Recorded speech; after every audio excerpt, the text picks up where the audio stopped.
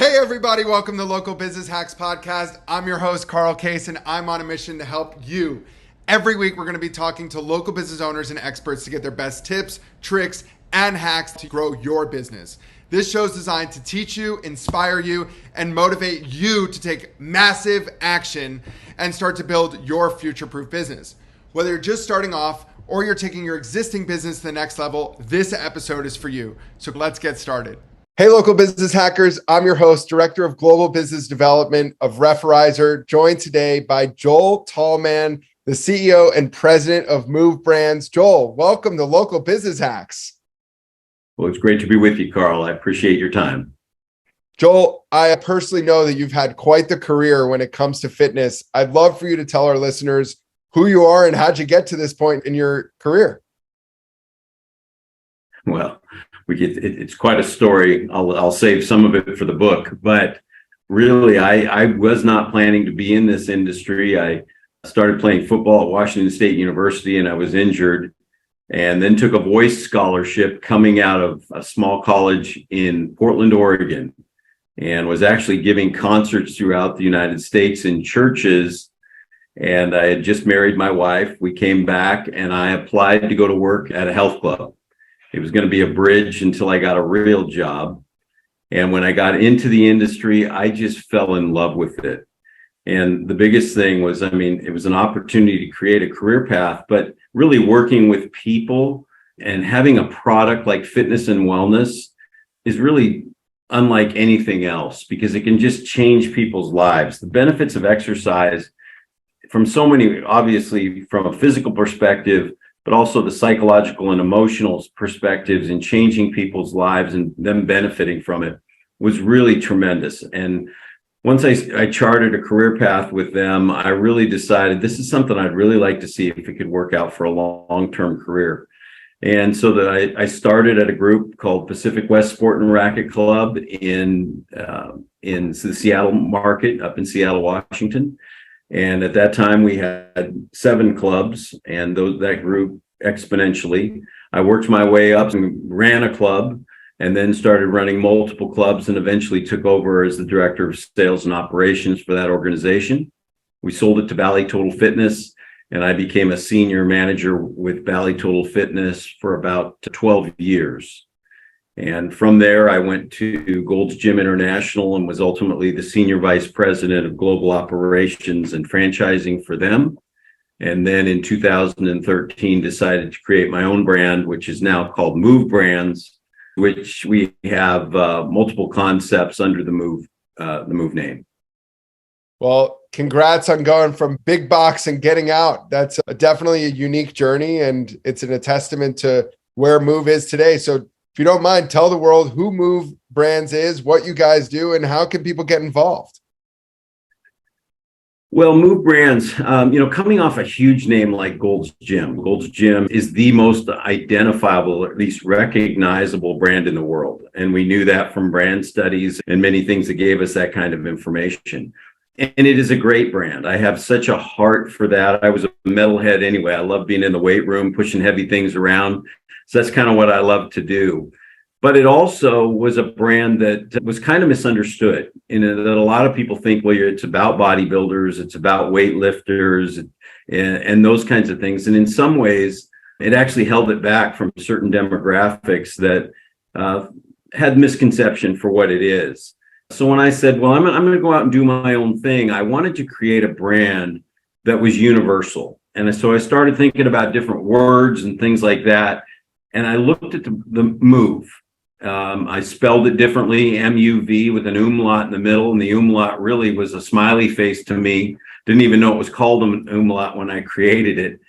But I thought about movement and how important that is, whether you're 5 years old or 85 years old. Everybody's got to move. And that means something different to everybody. But we wanted to provide that opportunity to get the benefits of exercise where we are under the MUV Brands.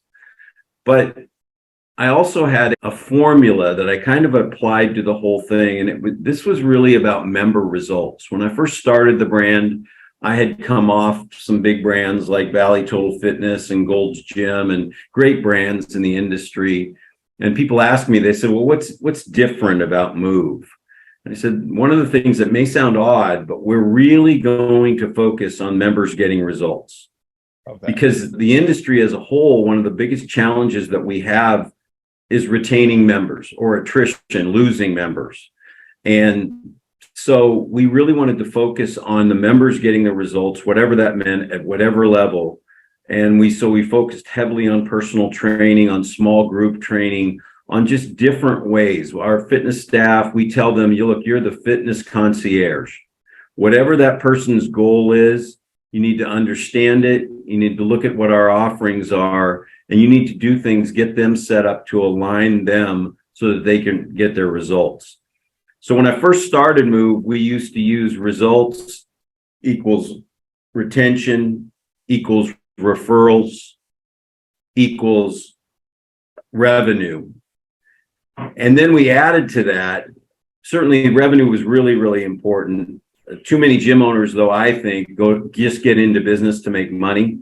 They don't really understand that at the end of the day, high revenues are going to come as a symptom of getting the members whatever it is that they want out of that relationship with their health and wellness. Getting that for them, the money will come. And so it was interesting, about 5 or 6 years ago, we started to see the boutique industry really become a major part of what our industry was. And, here we were with multi-million-dollar boxes, struggling to get $35 or $40 a month. But then these little tiny things would blip up and they could get $160 to $200 a month. And you started saying, wait a minute, we've got this significant capital investment. Why can these little boxes charge so much more? And it became apparent how important the relationship was. So we added relationship to that not only do they have to get results and we get all the good things from it, but you've got to have a relationship. And in the health and fitness industry, a lot of times it's not the biggest. A relationship can be a hi and goodbye at the front desk. It can be a smile when people come in and are greeted or saying goodbye to them. They want the clubs clean. They want good working order, and they want direction if they seek it out, whether it's personal training or classes, whatever. So it's not a real broad spectrum of things that we have to do to be successful and earn the trust of the members. But I think that's really, from a MUV perspective, that's really what we want to have. Great facilities. We want to keep them modern, keep them updated, keep them clean. But we want the members to get their results. And if the members are getting results, only good things happen from that. And we do that really at every level, whether it's our big boxes under the MUV Fitness brand, whether it's the MUV Training brand, whether it's we have a licensed program called MUV Tribe that we license to over 40 clubs around the country. Most of them don't even have our shingle above the door, but we centrally program for a lot of different clubs around the country. And so that's really kind of the MUV thing, is really breaks down to just member results and making sure that they get out of what the relationship is that they want to get. Amazing. And congrats to you for shaping what fitness is supposed to be. And I love hearing that. And it's awesome. Joel, how can people get involved with MUV? Well, we have lots of discussions around groups right now, especially existing groups. COVID changed the industry. So many people's worlds were changed by COVID, but certainly health and fitness was significantly changed and impacted by COVID at different levels. It's interesting to watch because historically we know that the West Coast, for instance, has a significantly higher percentage of the population that join health clubs versus, say, the South or the Southeast. And I think we're seeing in the recovery of that, people are coming back in those regions that had higher percentages more readily also. And so the recovery in the Southeast and the South is probably been a little bit slower than it has been in the Western states, at least for us.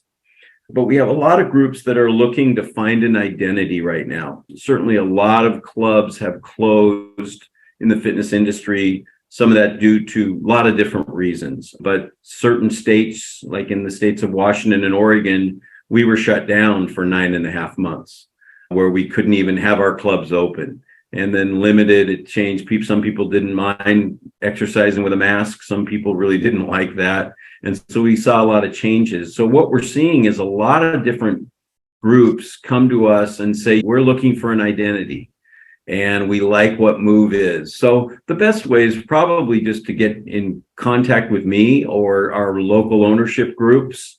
I can certainly be reached, and we're small enough that I like to have conversations with everybody to make sure that we align, that they agree with what our philosophies are. And in terms of their operation, that they're willing to take and really focus on member results. That isn't always the easiest. Our industry has changed a lot in that we have what we call high volume, low price concepts that are as low as $10 or less a month. We are not a price driven concept. If the marketplace that we're looking at going in or an existing operator that's looking at taking on our brand, if they happen to be in the high volume, low price category, that's fine as long as it, from a competitive perspective, makes sense. But we are not a price driven concept. We're a results driven concept. A lot of times our facilities are going to be higher quality, things like that. And so you get what you pay for in a lot of cases. And that's, the members seem to like the opportunity to have a little higher quality service, a little higher quality product on the ground. But yeah, if they just contact me directly, I like to have conversations, know who they are, and see if we can help them and they can help us. That's awesome. And what's the best way to contact you, Joel? Best way is Tallman, JTALLMAN at movebrands.com. And that we can go from there. And if appropriate, I'll give out my phone number. We'll have a chat. Awesome. Thanks for that, Joel. And for those of you listening, if you're trying to hop into a MUV studio, correct me if I'm wrong, Columbia, South Carolina, we got Spokane, Washington, Seattle area, and Portland. That's currently where we have the MUV Fitness brand on the ground. We also have, like I said, licensed clubs in Idaho, in Montana, and throughout under different names, but those are certainly things that I can clarify. And our MUV Tribe training is in over 40 clubs around the country. Awesome. Well, thanks for that info, Joel. Transitioning off into the purpose of today's podcast, being local business hacks, I welcome you to share with us some stories that have driven home some tools that you have in your toolkit over the years in being in the fitness space. You know, when I think about fitness, I came up with an athletic background. And so it seemed like, well, this will be great. I can just go to work every day and wear a sweatsuit and I'll be good. I'm used to the weight room and things like that. But I really didn't understand how you can change people's lives through the benefits of exercise. I still reflect back on a story where I had just started in the fitness industry. And it was a couple that came in. It was in Olympia, Washington. And they came in and they shared right off the bat that they were less fortunate. They didn't have a lot of money to join a health club or do anything like that. They were both clinically morbidly obese. Diabetes was in both of their backgrounds. They were on major medication. And I remember them coming in and they made the mistake or whatever of saying, I really don't know, we need to look at this and see whether or not we need it. And I was coming off, my father had 2 triple bypass twice. And that really triggered something in me. And so we started talking about it and we got very real about where they are and their health and, how their family relies on them and all those different types of things. And they said to me, well, we need to think about it. And I knew that they meant they wanted to leave. I was probably putting a little too much, or at least the situation was putting pressure on them. So I said, great. I got up, closed the door and let them sit there. I came back and they had talked about it and they decided to go ahead and get started. And then I ran this company and came back about 2 years later. And it was early in the morning one morning. I hadn't been there for a long time at this club. And they said, can we talk to you? And sat down. I said, absolutely. Boy, it's great to see you. And tears started coming in their eye. And they said, you know what? If you wouldn't have been strong enough for us to step out of the office when we said we wanted to think about it, you probably knew we wanted to leave. I said, yeah, I did. They said, you know what? This was the best decision of our life. Woo! It was awesome. And I looked at them and candidly, they were not svelte and in good shape. They still had some of the major health problems that they had when we first talked, but this became their third place. This was the place that they came every morning at 6:30 in the morning for the last 2 years. And all at their age, life was just about loss. Friends were dying, family was moving, establishing themselves in other areas. And I sat there and I actually teared up right with them, because I looked at it and I said, you know what? This is why I do this business. This is why I fell in love with this business, because I realized that the benefits of exercise, not only the exercise itself, whether it's muscle gain or weight loss or whatever, but it changed their lives and gave them a different purpose and created community for them to be able and be part of that at 6:30 every morning in their lives. And I don't know if that really is a business hack, but I'll tell you, in our industry, in the wellness industry, this is what it's about. It's about people. Life is about people. But what a great way to impact people's lives through exercise and wellness, and just change their outlook, sometimes change them physically, change their health. It's just so important and so rewarding. Well, Joel, I'm glad that you were patient and read them back in the day. And, who knows where these two people are now, but hopefully thriving in their own world. I got to ask, just from knowing you a little bit personally, was this before or after you had become a pastor? Or was this one of the gateways to get to that point?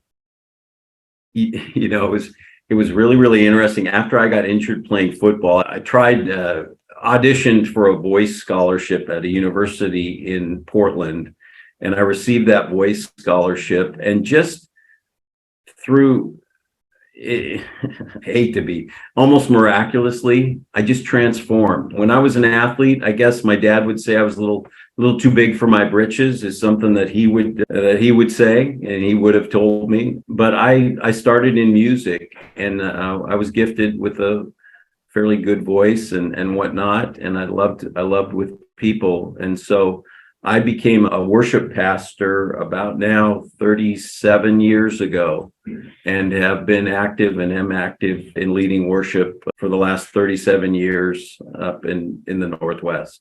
So that's the timing. I actually became a pastor before I had this experience with the folks there in Olympia.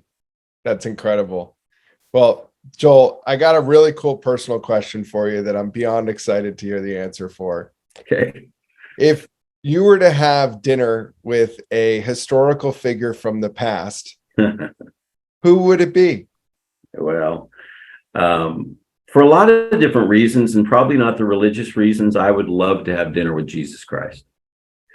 There's the obvious, the faith side of me. People say, Joel, what are you all about? And I said, well, it's faith, family, financial, and fitness. Those are the things, and I try to keep those in balance, and so they don't come out of balance. But I just find there's certainly the faith side of me that I recognize who I believe that Jesus Christ was and what he does in my life and others. But from so much of it, God's word through the Bible, from a literary piece, not the religious side of it. It's just intriguing that you talk about bestsellers that come in and come out of season.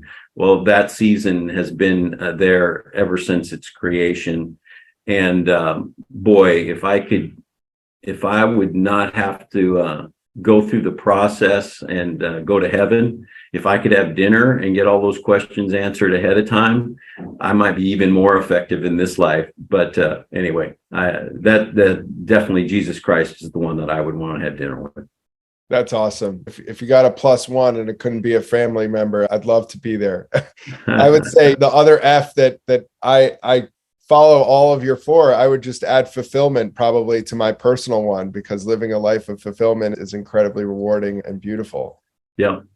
Joel, I got one more for you, and it's in regards to reading. What are some of the books that, you've loved to read over the years or are currently reading that you would recommend to anybody in their journey, whether it be personal development, entrepreneurship, or anything along those topics? Yeah, I mean, again, I'll get it out of the way. The number one thing that I read, and again, I don't want to get too religious here, is God's word through the Bible. But fantastic, one of the best management books, and I use it. I still use it today. It's old school now, but 1 Minute Manager by Kenneth Blanchard is so applicable in so many settings, but it's certainly in the health club business when I'm now working with so many young people and we're on our feet and there's so many different things that challenge management every single day. The concepts like 1 minute praisings and 1 minute reprimands and those types of things are just so applicable. And I think it's really, really important to catch people doing things right, as well as catching them so you can correct behavior. So that's been an all-time favorite. There's another author, Max Lucado, and there's too many of his books, but so many there. There's a book that I'm listening to right now on Audible called Resilient, which talks about coming off of the period of history that we're just now completing, still in it, but and how we have to be resilient in life. And so those are the kinds of things. I have 5 adult children, 6 grandchildren. And I want to be able to provide them with thought-provoking responses and things like that. And so I like things that answer the challenges of life. I just, we have a young workforce, and again, I'm surrounded by young people, and to provide guidance and foundational wisdom for them at this point in my life is really a top priority. I love that. You're definitely a good guy to have in the circle. That's for sure. Joel, you brought up something that I'm super curious to ask, as I've had Gordon Logan, president of Sports Clips, 74 years old, on the podcast, oversees 2,600 locations, but he too is surrounded around people of multiple generations younger than him, if not 1, maybe 2, maybe 3. What is your take on being surrounded and influenced by generations, or a generation different and younger than yours, and your space being overtaken and overrun by people of my generation and in between? Well, it's interesting. I've done this industry for almost 40 years now, and I believe that the younger people face a more complex life than ever before. Think of, with all of the things, the things that are designed to make things better, like the internet, and like, information is transferred so much quicker than it ever was before. Our brains have to process so much before the age of 5 that others probably wouldn't have processed in their entire lifetime in generations gone by. And some of that is really great, but some of that is really hard. And I don't think again, coming off this period in history of the pandemic and whatnot, I don't think I've seen as many people as emotionally distraught with as many questions ever before. And so, as I'm always taken back by, even with the complexities, how the human spirit will answer those things and those challenges, and I'm confident that we will.